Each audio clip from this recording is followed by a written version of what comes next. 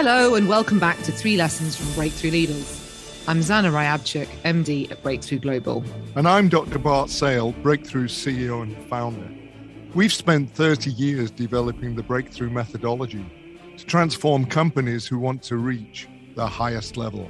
And in this podcast, we'll get to the heart of that transformation, meeting leaders and creative talents to share 3 lessons that we guarantee will help you and your companies to unleash your potential.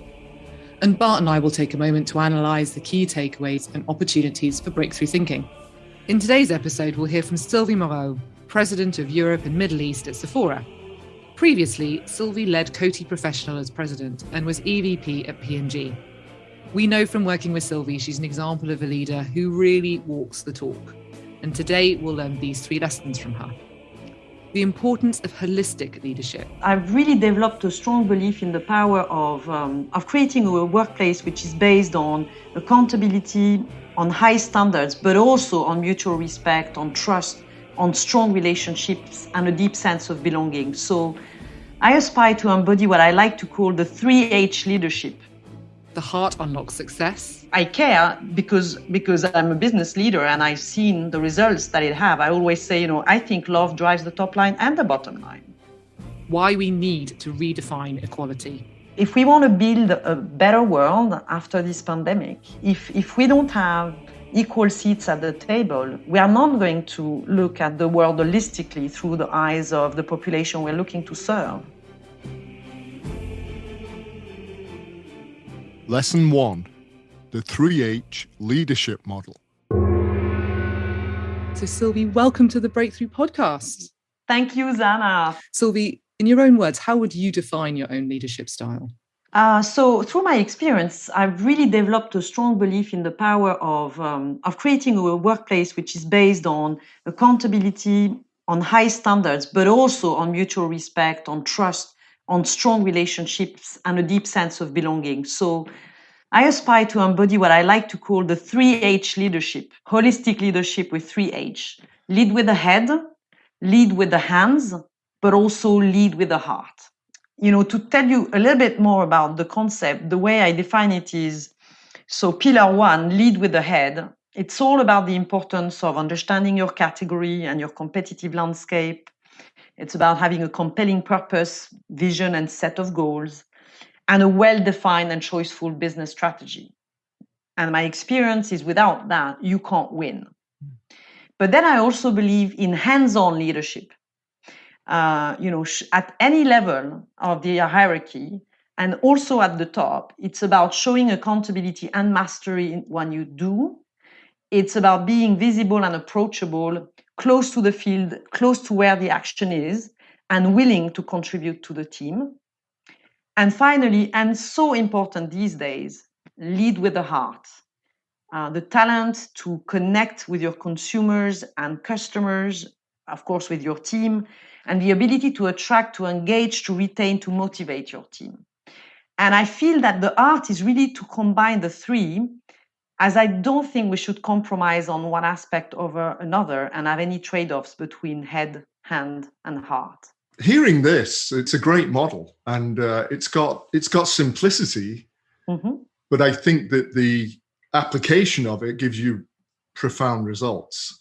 There's many things I like about it, but something that just occurred to me now is that, in the past, we've spent a lot of time talking about integrity. And I think it's, in a way, an overused word. And it becomes what we call a fat word because everybody has a different meaning for it. But you've got a way of actually showing what this is and what it consists of, because how I'm thinking here, that if you've got those 3 aspects, the 3 H's, and you embody those and you apply those and you're congruent to each of them, the integration of it and the congruence of it, the embodiment of it is actually a powerful form of integrity. Yeah, and Bart, I feel that companies today must be more holistic in their value creation, more horizontal in their organization, more diversified in their talent, more inclusive in their leadership, more flexible. And as you say, it's this holisticity that makes it integral, if you want. It's about everything, integral versus integrity. So I'm interested in what the cost might be for a leader who doesn't use your 3H leadership concept. So what are some of the ways that they're really missing out? So from my standpoint, if you don't have the head part, you can't win. So I'm really convinced that without a good understanding of your business and a good strategy on where you play, how you win, you can't win. You can't seize what you can't see. So that piece is fundamental, and I've seen it time and time again when a bad strategy leads to bad outcome. But then on the hand part, I've seen also so many times where the strategy is insufficient because the strategy needs to be carried through actions by many people in the trenches, in the real world. And so there's also this point of leaving the boardroom and going into the field and making it happen. And so that's why, for me, this piece of mastery, being close to where the action is so critical.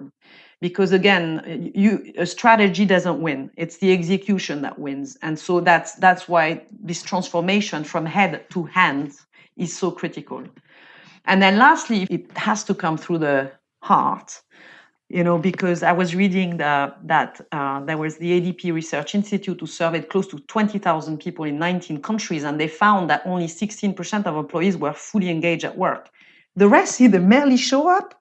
So what a waste of unfulfilled personal potential. What a waste of economic potential. So I think it's Gallup who surveys, engagements from, many companies, and they've seen that the top tertile business unit, they perform 17% more in terms of productivity and 21% more in terms of profitability than the bottom tertile. So it's obvious that if you unleash the people potential, and I think it has to come from relationship with manager, I've got a meaningful work to do, I'm rewarded for the task, and all of this comes from deep relationship and within your team and with your boss. That's what really unleashes huge performance.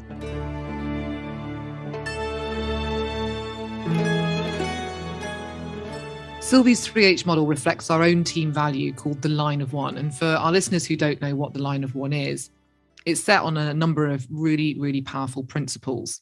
The first is alignment, not agreement. You're never going to get 100% agreement across any team. It's almost impossible. But you can find a higher ground where you can reach alignment that will enable you to start to move forward. So we're always asking our clients to seek alignment, not agreement. Unity, not uniformity. We don't want everybody to be the same. We don't want a bunch of robots. Diversity of thought is fundamental. But we need to have unity. We need to all be working in the same direction and singing from the same hymn sheet. Mutual support. People need to support one another. If somebody gets sick or is really struggling and needs some additional support, we need to be there to do that for them. Collaboration. The ability to collaborate as teams. Working as an individual, wanting to win for yourself and playing politics doesn't work. We have to be able to collaborate effectively together. And this is always underpinned by a healthy communication flow. As we've talked about on some of the other podcasts, communication flow is the lifeblood of an organization. It needs to be flowing effectively. And for today's leaders, it's essential to have a holistic approach. And Zana, the line of one that you've described, the leader, of course, has to be out front with this, role modeling each of those distinctions. And what we know about Sylvie is she does that and does that very well. Lesson 2, the heart unlocks success. I'm wondering in your career, and especially since you've developed this way of working, have you met with conflicts within your organizations, maybe with peers, or you've actually felt the conflicts yourself in being able to do this? What I would tell you is I'm puzzled that often leaders confuse a caring approach to leadership with being soft for me, that's the biggest conflict, which is they have often confused my approach to putting people at the center of, I'm a softie, and I'm not a softie. I've just understood that it's the core fuel of energy of value creation. And so I don't want to have any loss in the system by having disengaged employees. And so I care because I'm a business leader and I've seen the results that it have. I always say, I think love drives the top line and the bottom line. But it doesn't make me soft. And so for me, that's the biggest experience I have. And I'm just saying it's not a trade-off. It doesn't have to be an end. You can be strategic and people-oriented. You can be hands-on and be able to then raise up to a higher level of vision when you have to. That really reminds me so strongly of an example that I will probably remember for my whole life, actually, when we were working with you on a breakthrough program and we were talking about resilience. The team had been working very hard. Everyone was very tired. And we were talking about the importance of sleep, something that's very simple, but incredibly, incredibly important, the foundation of all of our health. And you sort of called out to the team and you just said, look, guys, we have facilities. If you need to take a nap in the middle of the day because you're not able to concentrate, because you're too exhausted, please go and do it. Sleep is really important. And suddenly everyone kind of looked around and looked surprised and inspired and kind of excited, and as if, well, we're really getting permission to do this. And you just laid out for them that this was something that you've used as an important foundation for your ability to lead effectively.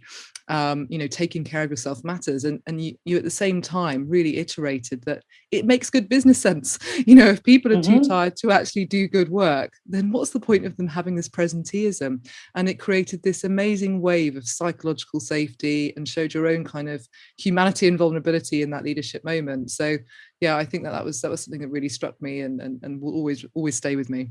Thank you, Zana. I always say, when you're a leader, the first person you need to lead is yourself.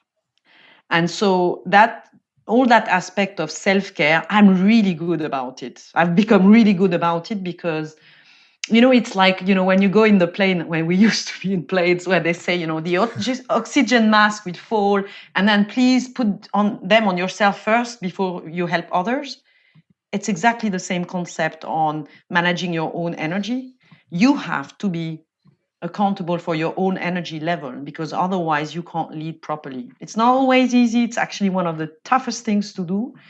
But it needs to be a priority. You need to be selfish, to be selfless.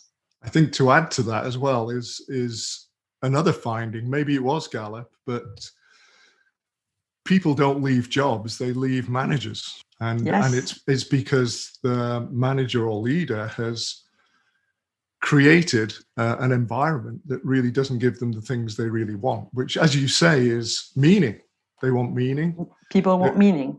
They want to feel that they're valued, and they want to feel that they're growing.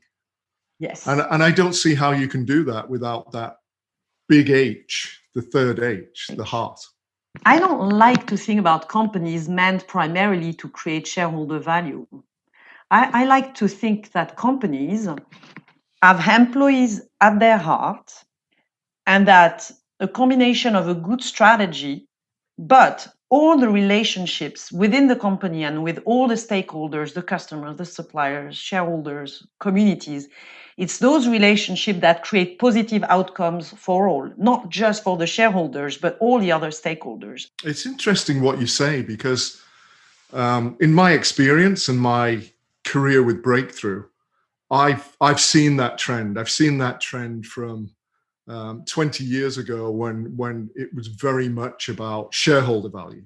Mm-hmm. That was always the number one. We would be in leadership meetings and that came out, and you'd see people, the company's visions, and it was all about that as number one. And I can remember that, I think it was Richard Branson who famously said, I disagree with that. That as far as my company is concerned, the number one are my people, because they're the ones that are going to create shareholder value. Absolutely.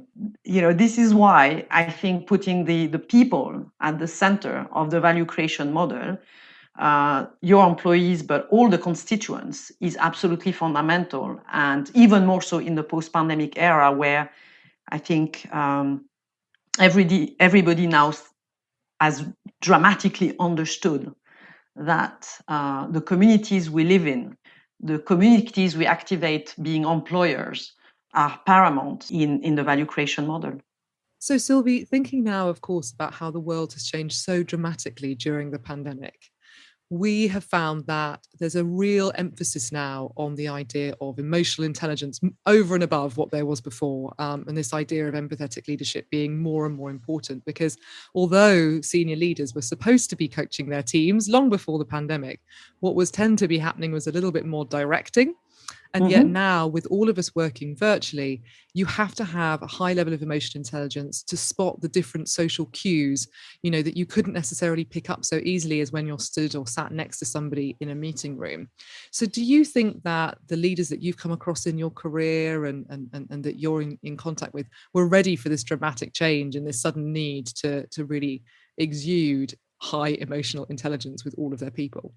So maybe three things. One is my experience is the most differentiating factors amongst leaders is EQ, not IQ, because we're all casted for IQ anyway. So somehow through our studies, etc., that it's really the human factor that is the most differentiator across leaders.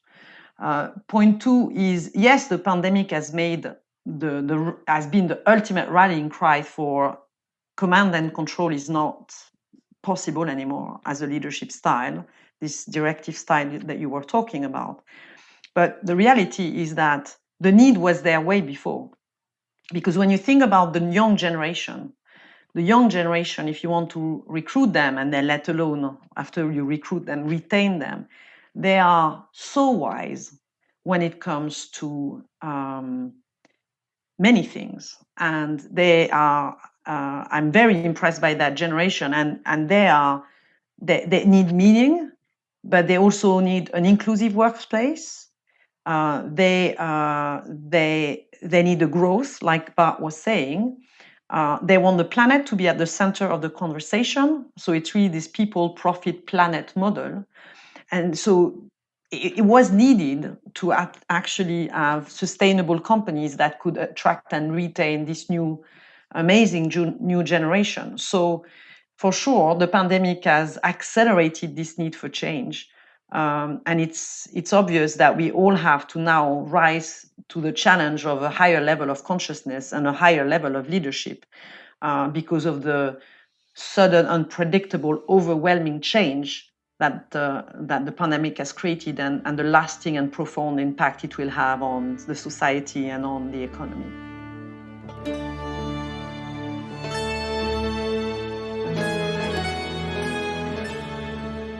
As we've said previously on the podcast, well-being is now absolutely front and center for organizations' leaders.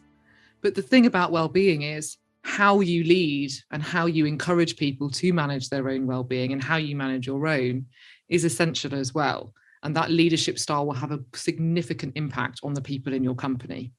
And in our experience, there's leaders who don't put people first.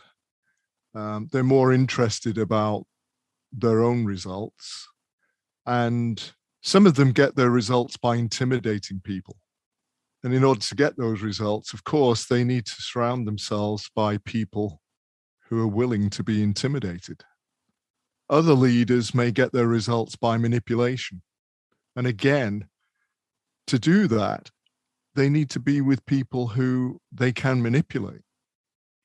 And then there's another type of leader who gets their results from personal power, not the abuse of power, as the first two examples are.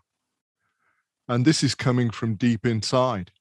And this is what at core is holistic leadership.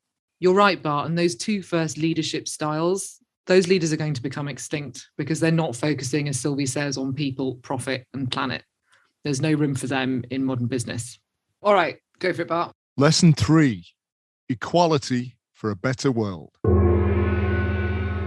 So Sylvie, I work a lot on female leadership and the importance of raising women up in leadership. What do you think are some of the challenges that are still facing women in business today, and how can we really, truly start to move forward and fix and change this? Because it's very slow, isn't it? Yes, so I'm really passionate about gender equality. And to be honest, it's quite recent because I feel I was blessed to be raised in France in a culture and in an environment where many women were working and being mothers. So I would say the average or the very common household is two working parents with kids. And even at any level of the organization. And it's only when I moved to Geneva that I realized that we are not all equal in terms of the culture imprints and actually the political choices that favor women and men being equal in all aspects of their lives. Fundamentally, I think that companies should take a role, and every company raises up to that point of inclusion and diversity, including for female advancement. But it's society at large where we need to make the most progress, because the commitment and the availability that is required for leadership positions are generally very difficult to make compatible with the societal constraints to which women are often more exposed. And personally, I don't think it's being a professional and a mother that is difficult. It's as difficult to be a professional and a father. But what we need to start talking about is this third role that we never talk about, which is running the household, which is all this unpaid work that the society is imposing on women. And so this sharing of domestic tasks, we need to start talking about mundane stuff that no one wants to talk about. And I find in life, the solution is often found when you really talk the nitty-gritties and you start to face the reality the way it really is. And so unless this running the household is equally shared, or in my case, I've outsourced most because I had a nanny that was taking care of our daughter and running our household. That's the way we could both have fulfilling careers, because otherwise it just falls on the women in the couple more often than not. And I'm not even talking about the mental load here. I'm talking about the physical work of doing stuff. And then on top of that, there's the mental load, because most of the doing is done when you've done the planning, and the planning is taking some brain cells here. And I often joke with my male colleagues, and I said, when you're walking around, you're doing strategies, and or when you're falling asleep, you can do strategies. I'm doing lists because I've got all this mental load of planning things for the family. And it's like your phone when you've got all these apps open. Have you seen how the batteries are drained very fast? This is the way a woman's brain is functioning. It's full of apps running all the time in the background, and that's what's really draining the energy. And unfortunately, the pandemic has made this even worse than ever. So we've gone backward in sharing the load. The optimist in me would have thought, oh, great, everybody's going to notice all this work that women are doing and people take for granted. And you know what? We've made it worse, because not only these tasks maybe they've been noticed, but they've not been shared equally at all. This extra lunch, taking care of the homeschooling has largely fell on the woman's shoulders.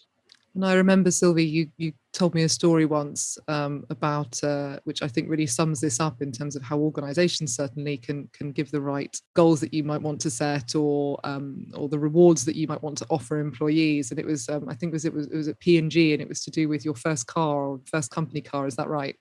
Yes, when I became a GM in P&G, I was blessed to be offered a company car. But personally, I couldn't care less about the car. And then I asked the question, but what happens if I don't take the car? Do I get cash instead? And they say, yes, yes, you can. It's less favorable in terms of tax deductions. And I said, well, I want the cash. But it would have costed exactly the same to the company to have come to me and say, Sylvie, as you become GM, great news. You're either entitled to a company car, or you can have cash to help you actually run your household and get help at home so that you can continue doing your great career. It would have cost exactly the same. It would have just been a matter of positioning in a way which was inclusive of me, rather than taking, if I may say, a male dominant stigma of success, which is a car. this notion of, making the reward inclusive of what makes sense to you would go a long way in driving great conversation on what helps looks like, and without costing anything more. That's a great point. I'm really glad you brought that up about the social aspects and the home. But this idea that it's society itself, I think that's the bit that's neglected. But it's also the economy, because the sort of world economies are still really very, very male-oriented. If you look here in the States, where, there's a big debate here, I'm not getting into the politics of it, but there's a big debate here about a massive infrastructure bill, which would sort of reinvent America, actually. And so what they're arguing on is, what is infrastructure? And, the people who don't want a big infrastructure bill are saying, well, infrastructure is it's bridges and doing the roads again and so on. And the people who want it to be much more as a reinvention of America, they're including things like childcare. And actually, through the pandemic, we saw in the States that, some of the people that were really hit by the fact of the pandemic were women who had to go out to work and couldn't go out to work because the schools were closed. And that's what they were depending on for their day-to-day childcare. And that's why it's critical that at any level of decision, we are equal. And, I'm one of the people that were against quota, but the reality is nothing is moving. So, if you put quota, and a fair world is a world where at the start, you've got a population, 50-50 men, women, and at the top, you've got the same. And you know what? Women, we don't get dumber as we get older or more senior, okay? And so if it doesn't come naturally, then at some point, you need to... If we want to build a better world after this pandemic, if we don't have equal seats at the table, we are not going to look at the world holistically through the eyes of the population we're looking to serve, whether we are a politician, whether we're in big companies or running our communities. And so it's really critical that we are all at the table, coming with our different point of view, so that we all come up with a better, more holistic approach on how we rebuild this better world. I heard a great story for me anyway, just recently. And it comes from a book that talks about basically that economics has been built by men for men, and that the fact of that has slowed down innovation. And they tell a number of little stories, but the one that for me was humorous was the wheeled suitcase. Now, people probably haven't been using it much over the last year or so, but the wheeled suitcase was actually invented a long time ago, but it was seen as too girly by the men who actually, they want to carry their suitcase and their wife's suitcase to show their strength to do that. And actually, it was also invented at a time when, why would a woman want a wheeled suitcase? Because we're sort of controlling how much travel they get. They only travel with their husband. And so nobody developed it. And it was only in the 70s, after I think it was like that second round of feminism, that more women went into the workforce, and they said, I want a wheel on my suitcase. And then somebody so-called invented the wheeled suitcase, even though it was invented a long time ago, and then it took off. And the book is a whole set of stories like that, which show. We could do a book. We could do a book about all these bias, like the tie mic, and like I don't wear a tie, so I can't have a tie mic. There's so many things where you say, okay, clearly that was not thought about for equally men and women, for sure. And I agree with you. I really judge suitcases based on actually how smooth the wheels are, with no noise at all. You can tell we're frequent flyers, Sylvie. That's the sort of thing that you get sucked into as a frequent flyer. Absolutely. So thinking now about your personal life a little bit, what would your daughter say that she's learned from you the most? This inspirational mum. I trust and I hope she would say that she learned to love herself, to believe in herself, and to push herself. I actually wrote to her a letter when she turned 16, and I was giving her some advice. And it started by love yourself. Because, to be happy in life, it starts by accepting and loving ourselves unconditionally, acknowledging that we are not perfect, being kind and respectful and loving to ourselves. Because the way you treat yourself will show others how to treat you. And so, especially for girls, it's really important to also fight the syndrome of want to be perfect. You need to accept your flaws as well. Believe in yourself, because I really think that the biggest contributing factor to success is self-belief. And so I trust that she would say that she can accomplish anything she wants if she's, of course, determined and with some hard work, but if she believes in herself. So I hope and trust she would say that. And then finally to push herself and find out how far she can go, including outside of the comfort zone, because you miss 100% of the shots you don't take. So it's all about accepting failures as stepping stones towards the dream. Everybody fails at something. What's not okay is not to try. And so, putting yourself out there, you never know what door will open when you push yourself.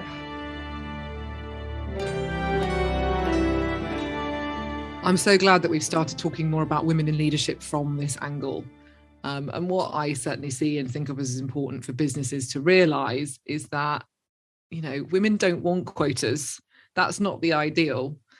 But, and in fact, I would say I was even one of those people to begin with who really felt, quotas are not the way. It's not going to help things.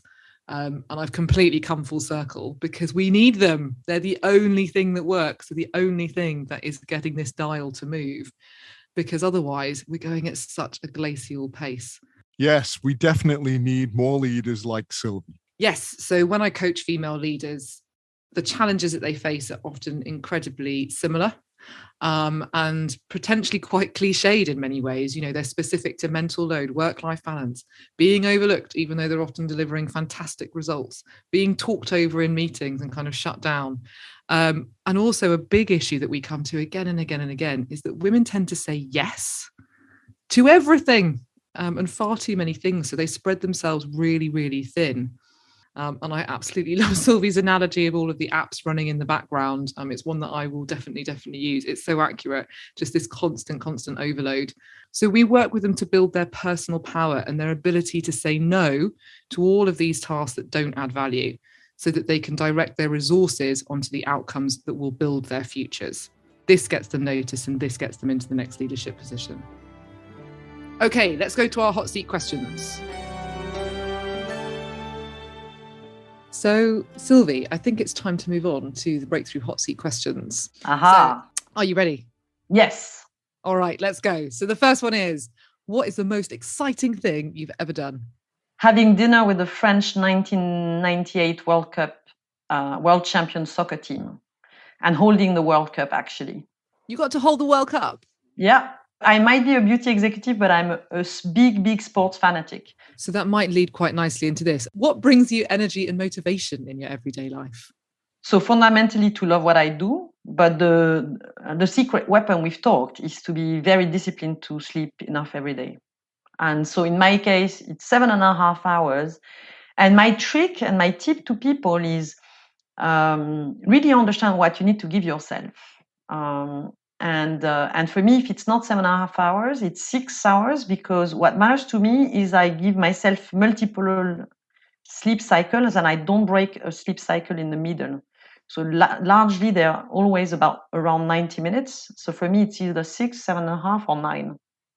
That's my energy source. It's free. It's the best kept beauty secret as well. I love that. So finish this sentence for me, please. Success is measured by the size of your dream, the strength of your desire, and the spine to handle disappointments along the way. Wow. Sylvie, among our audience out there listening now and getting so much from you, there are people who are new to business.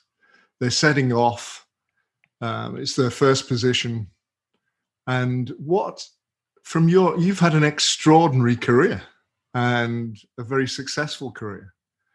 And I'm wondering what advice you would give to somebody like that out there that's listening today. I would say live a life with purpose and follow your passion.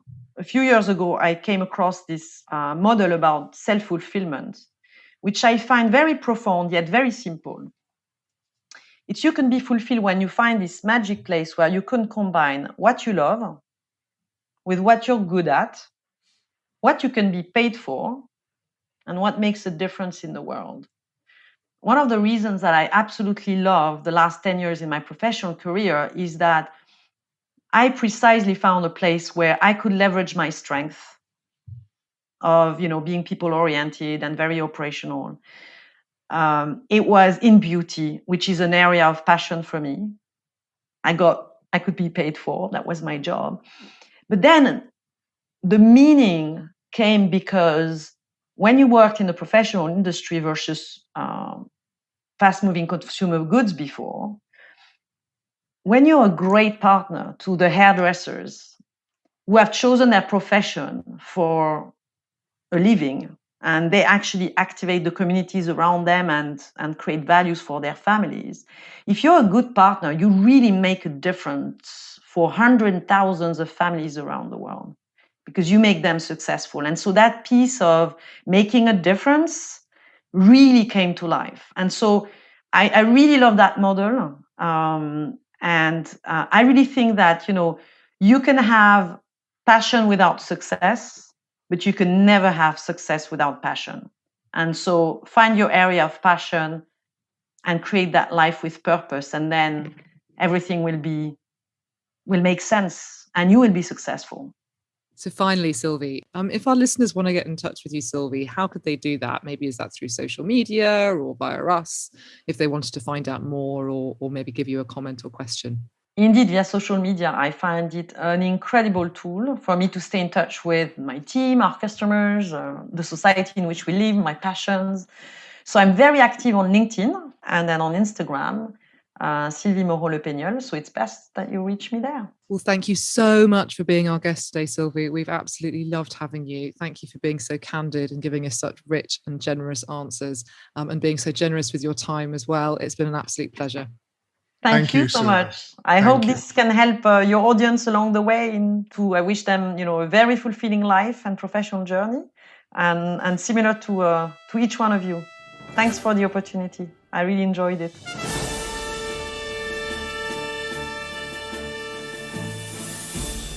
Thank you for joining us for today's episode. Do make sure you hit the subscribe button and join us next time for another 3 lessons from Breakthrough Leaders. You can reach out to us at Breakthrough Global on LinkedIn or Facebook, via Twitter at Radiant Clarity, or Instagram at Global Breakthrough. And we'd love to hear your feedback and your own leadership stories. We'd also love for you to share this episode on your own social media and review and rate this podcast on your player of choice, as we want to spread these transformative lessons as wide as possible. And thanks to our production team, Yulia Schultes over at Breakthrough Global and Robin Lieburn at Fairly Media. And of course, thank you for listening. See you next time. Bye.